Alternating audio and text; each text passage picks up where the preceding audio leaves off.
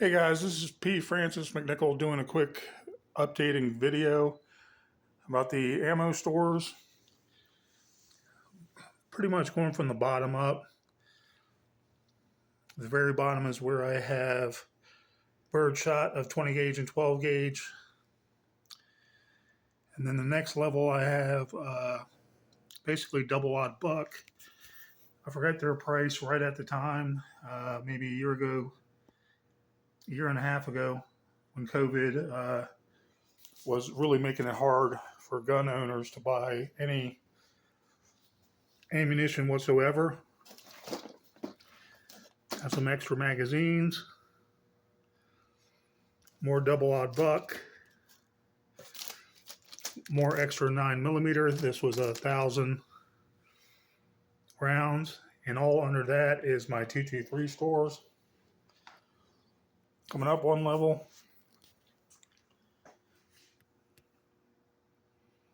extra double aught buck 12 gauge, all my 9mm. Each tobacco bucket is 250 rounds a piece. It works out perfectly if I had to disseminate 9mm ammunition to family or friends. Here's some extra 9mm. Unfortunately, with AmmoSeek, two companies have the first whole page listed for cheap ammo, and it's not cheap ammo. So I stopped buying 9mm for a while, maybe 6 months, maybe once in 6 months, to be honest. And that's my main stockpile for the carbine and pistol. Up to the next level, I have, slowly but surely, my 44 Magnum, 44 Special. Even 44 Russian would fit in my 44 Magnums, but it's more expensive now than even the 44 Magnums. Extra 32 back there too. I'll show you when I go to the front. Extra 44.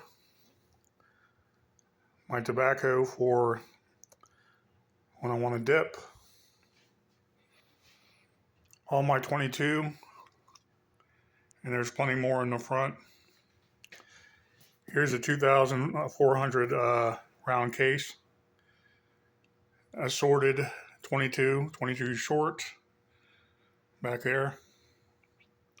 Some subsonic. And up top I have different kind of ammo.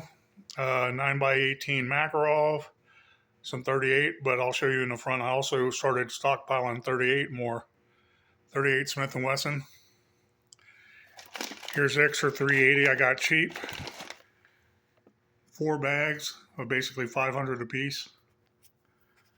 And Millwall on AmmoSeek has been basically the best company having an occasional sale, and you can cash in. Here's some extra shorties, I think it is, 12 gauge.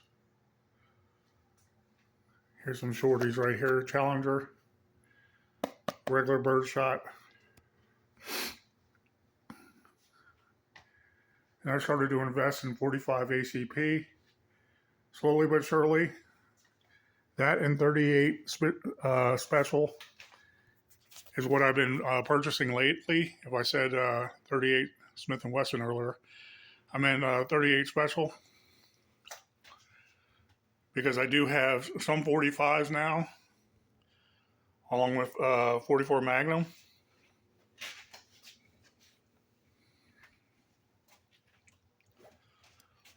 Going across the top, all my 380. I'm probably close to 5,000 or 6,000 380 now. I hope I didn't misspeak before, but it's been a labor of love buying 380 here and there because there's just so many 380s out there that are useful that I now own. Here's some more 38 special I was talking about earlier. 22 Magnum, I have about 1,500. because I only have one or two weapons for 22 Magnum. On the very top, I have ropes, little zip strips, lots of 550 cord. You can use that in any building situation, or building a wigwam or bushcrafting. Clothespins can be used for many different things. Tinfoil for cooking. Twine also that's disposable. You want to keep your 550 cord because it's so strong as long as possible, along with numerous small packs of trash bag to make sure that you always get rid of the trash when you're out there or you're in a survival mode. So I come down here to the second level.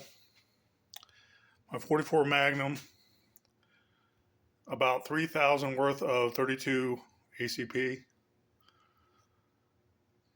Some smoke grenades that are basically for avoiding detection or getting shot.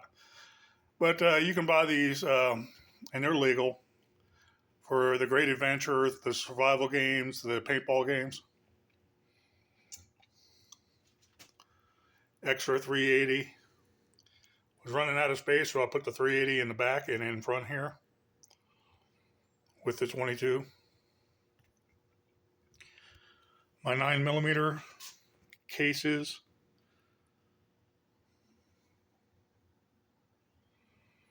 And more double odd buck.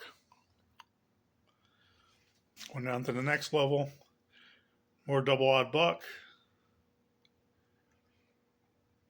And about 1,223, I want to say. And they're basically for AR-15 use.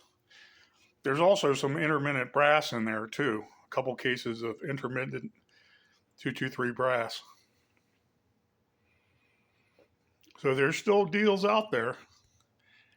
And with 5 kids and hoping that they're safe the rest of their lives, when I'm long gone, this is my present to them. And hopefully it should last about 10 years of handgun safety, target practice, hunting, self-defense. A lady asked me today in Walmart, "Is that a gun on your hip?" And it was the orange Sky that I bought this past week. Did a video on it. And I said, "Yes, ma'am." And she goes, "Well, can I ask, why do you have it?" And she was very polite.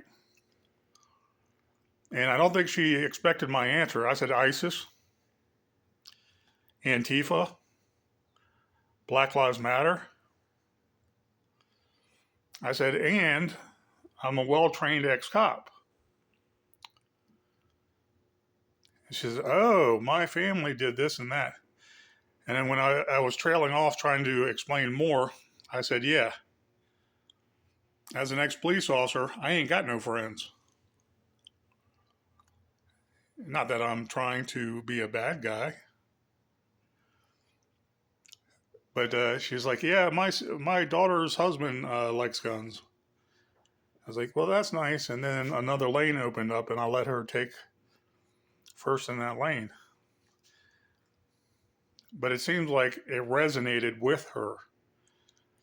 The orange Sky 9mm CPX2 was bright orange enough where it started conversation with someone who was anti-gun. And then she was like understanding where I was coming from. I'm not here to cause trouble, but I'm not here to be a victim either. And that's how all Americans have to start thinking under the Second Amendment to protect it. That's our God-given right, and it's codified, so we should protect it. Most liberals are too uneducated to read the Bill of Rights and understand what they mean. So, with 5 kids, some of them might grow up to be liberal and not want to have guns and ammunition. But if they're not educated about guns and ammunition, you're talking to a wall trying to persuade them until they get robbed or they get beat up, they almost get killed, and they're able to then protect themselves in the future. What are you going to do? Collecting guns is a great hobby, but I think I like collecting guns also because of the end result being very serious, and not many people can argue with you about how serious handguns are, and rifles, and shotguns, and firearms in general. When it comes down to it, if the military has it, how come you can't have it inexpensively as you prep? So I still go to AmmoSeek and I look for the deals that are tried and true. And I'll easily buy any one of these calibers of ammunition. And I'll just bide my time until 9mm is really cheap again, without the fraud that goes on by Besto or Besto and Cheapest Ammo in Florida.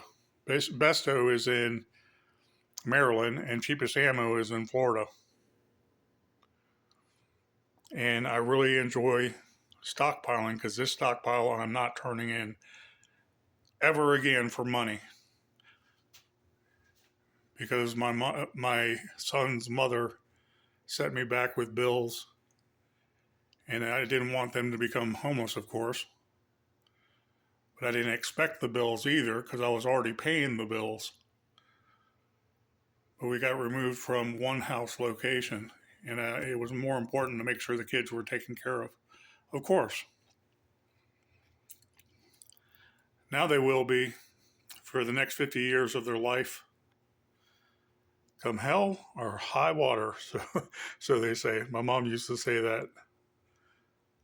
And so look on AmmoSeek, look on Gun Broker, and if there's a caliber that you can't get right now, buy something else with the weapon you do have and practice with that.